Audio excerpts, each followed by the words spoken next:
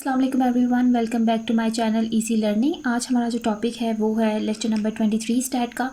तो lecture number 23 LMS पे आपको पता है कि 45 मिनट का ये लेक्चर है और हमने कंप्लीट लेक्चर इसलिए प्रिपेयर नहीं करना क्योंकि हर पॉइंट एग्जामिनेशनल पॉइंट ऑफ व्यू से इंपॉर्टेंट नहीं है।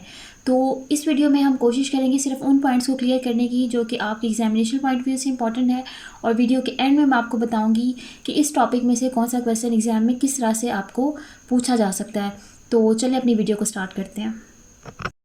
सबसे पहले आप यहाँ पे देखें कि यहाँ पे आपने करनी है स्टैटिस्टिक की डेफिनेशन। तो क्या हमें कहता है, that science which enables us to draw a conclusion about various phenomena on the basis of real data. मतलब रियल डेटा जो हमने कलेक्ट किया होता है उसकी बेस पे हम लोगों ने डिफरेंट फिनोमिनास को एक्सप्लेन करना होता है। तो ये ज़रूरी नहीं कि स्टैट की आप यही डेफिनेशन लर्न करें, आप चाहे तो अपनी बुक वाली भी कर सकते हैं, हैंड आउट वाली भी कर सकते हैं, गूगल पे सर्च करके कोई ईजी भी डेफिनेशन आप लर्न कर सकते हैं। तो इससे कोई फ़र्क नहीं पड़ता, बस ये कि वो सही होनी चाहिए, ठीक है। उसके बाद डिसिप्लिन में क्या चीज़ आ जाती है, एक हमारे पास डिस्क्रिप्टिव स्टैट है, फिर प्रोबेबिलिटी आ जाती है, फिर इन्फ्रेंशियल आ जाती है। डिस्क्रिप्टिव स्टैट आपकी वो है जो कि आपके लेक्चर नंबर 35 से पहले के है, ठीक है, जिसमें आपके पास मीन मीडियन मोड आ जाता है, ज्योमेट्रिक मीन, हार्मोनिक मीन आ जाता है, स्टैंडर्ड डेविएशन आ जाता है। उसके बाद आपने करना है प्रोबेबिलिटी को अटैम्प्ट, ठीक है, तो प्रोबेबिलिटी के लेक्चर्स होंगे। उसके बाद इन्फ्रेंशियल आ जाता है, तो इन्फ्रेंशियल का पोर्शन थोड़ा सा डिफ़िकल्ट है, लेकिन कोशिश करेंगे कि उसको इजी बना दिया जाए और इजी नोट्स आपको प्रोवाइड कर दिए जाएँ, ठीक है। तो सबसे पहले हमने स्टैट की बाकी देख लेते हैं कि इसके क्या मीनिंग्स हैं। न्यूमेरिकल फैक्ट सिस्टमेटिकली अरेंज जो हों, इसके अलावा डेटा को कलेक्ट करने के लिए जितने भी प्रोसीजर इन्वॉल्व होते हैं, ठीक है, उनको हम कहते हैं कि ये भी स्टैट में आ जाता है, और न्यूमेरिकल क्वांटिटीज़ भी इसमें शामिल होती हैं। उसके बाद हमने देखना है कि जो डेटा हम इससे में कलेक्ट करते हैं वो कितनी टाइप का होता है। मतलब सबसे पहले हम उसको देखते हैं कि ऑब्जर्वेशन होता है, ठीक है, जो कि ऑब्जर्वेशनल एबिलिटीज़ पे डिपेंड करता है किसी भी इंसान की। दूसरा हमारे पास आ जाता है वेरिएबल्स। ये आप ऐसा डेटा कह सकते हैं जो कि वेरी करता है person to person. Obviously variables का मतलब ही ये है कि जो चीज़ वेरी करती हो। आगे से वेरिएबल्स की टाइप्स हैं, हमारे पास क्वांटिटेटिव डेटा है और क्वालिटेटिव डेटा है। तो आपको नाम से ही शो हो रहा है कि क्वांटिटेटिव डेटा वो होगा जिसमें किसी भी चीज़ की क्वांटिटी को हम लोग मेजर करेंगे, हाइट हो गया, वेट हो गया। और क्वालिटेटिव वो डेटा जो कि कलर हो गया, स्मेल या कोई भी ऐसी चीज़ जो कि हम मेजर नहीं कर सकते, ठीक है। तो उसके बाद क्वालिटेटिव डेटा को हम नहीं, लेकिन क्वांटिटेटिव डेटा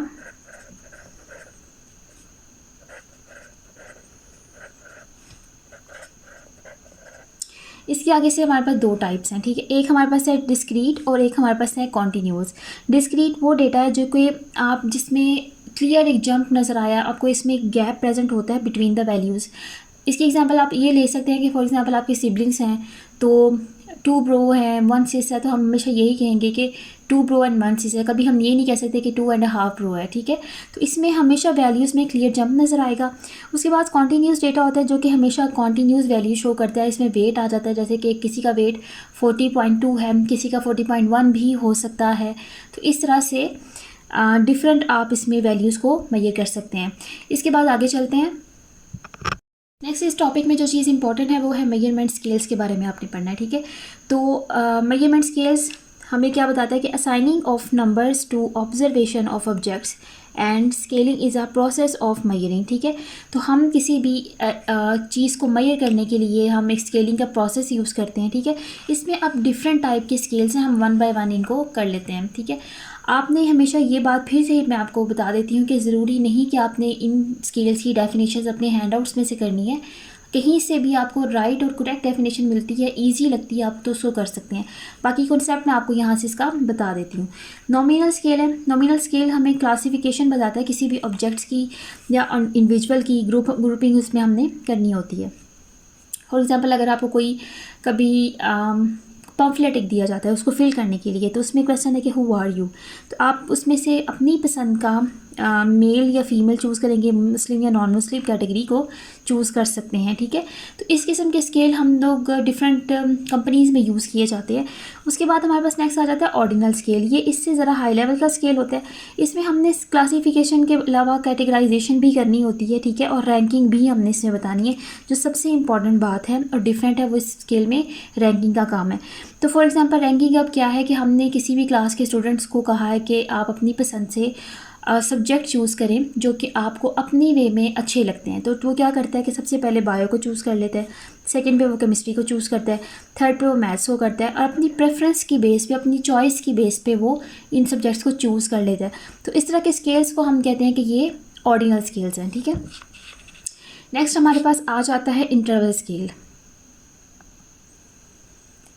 तो इंटरवल स्केल में हम क्या करते हैं, ranking but with added benefit of magnitude. इसमें हमने अपने बेनिफिट के अकॉर्डिंग इसको रैंकिंग करनी होती है। फॉर एग्जांपल किसी कंपनी है, उसका कोई बॉस है, तो वो आपसे कितना कोऑपरेटिव है या नहीं कोऑपरेटिव, तो उसके बारे में आपसे पूछा जाता है। तो उसके लिए आपको ऑप्शंस गिवन है, first, second, third and fourth. आपने इसके अकॉर्डिंग उसमें चूज़ करना होता है कि आप उसके बिहेवियर से, या वो कोऑपरेटिव है, एग्री करते हैं इस बात से, तो आपने अपनी पसंद से बताना है कि स्ट्रांगली एग्री करते हैं, समवॉट एग्री करते हैं, आप डिसएग्री करते हैं, या स्ट्रांगली डिसएग्री करते हैं। तो ये आप अपनी पसंद से कर सकते हैं। जैसे वर्चुअल यूनिवर्सिटी में भी कभी कोई आपका ओपिनियन लेना हो तो इसी तरह के हम लोग स्केल के थ्रू ओपिनियन आपका जानते हैं, ठीक है। तो उसके बाद हमारे पास नेक्स्ट है रेशो स्केल। रेशो स्केल में हमने क्या करना है, डिफरेंस बिटवीन मेजरमेंट ट्रू और ज़ीरो इसमें एग्जिस्ट करते हैं। अब इस वाले रेशो स्केल में हम लोगों ने ऐसे भी फैक्ट्स ले सकते हैं, ऐसे हमने न्यूमेरिकल फैक्ट्स लेने हैं या वैल्यूज़ लेनी है जिसमें ट्रू ज़ीरोज़ भी एग्जिस्ट करते हैं। अगर हम इससे पहले वाले स्केल्स की बात करें तो इसमें ट्रू ज़ीरो एग्जिस्ट नहीं करती। इसकी रीज़न क्या है, फॉर एग्जांपल अब किसी चीज़ का वेट है, तो ऐसा नहीं हो सकता किसी चीज़ का वेट ज़ीरो हो, तो ज़ीरो उसमें एग्जिस्ट ही नहीं करता, ठीक है। ऐसा नहीं हो सकता किसी चीज़ का बिल्कुल ही कोई वेट ना हो, डेफिनेटली कुछ ना कुछ वेट ज़रूर होता है। तो रेशो स्केल में ट्रू ज़ीरोज़ एग्जिस्ट करते हैं, मतलब आपने इसमें कोई ऐसी वैल्यू लेनी है जिसमें ज़ीरो भी आपके पास एग्जिस्ट कर सके, ठीक है। तो यहाँ तक ये सारे स्केल्स हो चुके हैं। अब हम नेक्स्ट इसमें करते हैं। नेक्स्ट इस टॉपिक में जो चीज़ इंपॉर्टेंट है वो है मेजरमेंट एरर्स, ठीक है। सबसे पहले एक एरर है वो है बाइस्ड एरर। बाइस्ड एरर और रैंडम एरर, दो एरर दिए हुए हैं, ठीक है। इसको आपने ज़्यादा डिटेल में नहीं करना क्योंकि आपके एलएमएस की लेक्चर्स में भी और आपकी बुक में भी इसको डिटेल में नहीं बताया गया। तो बाइस्ड एरर कौन से एरर होते हैं, जो कि किसी भी इंस्ट्रूमेंट के अंदर हों, ठीक है। फॉर एग्जाम्पल आपको कोई इंस्ट्रूमेंट प्रोवाइड किया जाता है, कोई स्केल प्रोवाइड किया जाता है, उस स्केल के अंदर ही कोई ना कोई फॉल्ट है। तो चाहे वो एक बंदा उसके साथ रीडिंग ले रहा है या 10 बंदे ले रहे हैं, तो एवरी टाइम उस पर फॉल्ट निकलेगा, ठीक है। क्योंकि फॉल्ट कहाँ है, एरर कहाँ है, उस स्केल के अंदर, उस इंस्ट्रूमेंट के अंदर ही फॉल्ट है। तो इस तरह के एरर को हम कहते हैं बाइस्ड एरर। रैंडम एरर ऐसे एरर होते हैं जो कि किसी भी पर्सन की वजह से, उसकी नेग्लिजेंस की वजह से होते हैं, ठीक है। अब एक बंदा, उसकी हाइट को एक बंदा मेजर करता है, वो मतलब उसकी हाइट आ जाती है कि 5 फीट 2 सेंटीमीटर, ठीक है। और अगर कोई दूसरा उसको करता है तो वो 5.4 करता है, ठीक है। तो हर टाइम वो वेरी करेगा। इसको हम कहते हैं कि ये रैंडम एरर है जो पर्सन टू पर्सन वेरी करते हैं, ठीक है।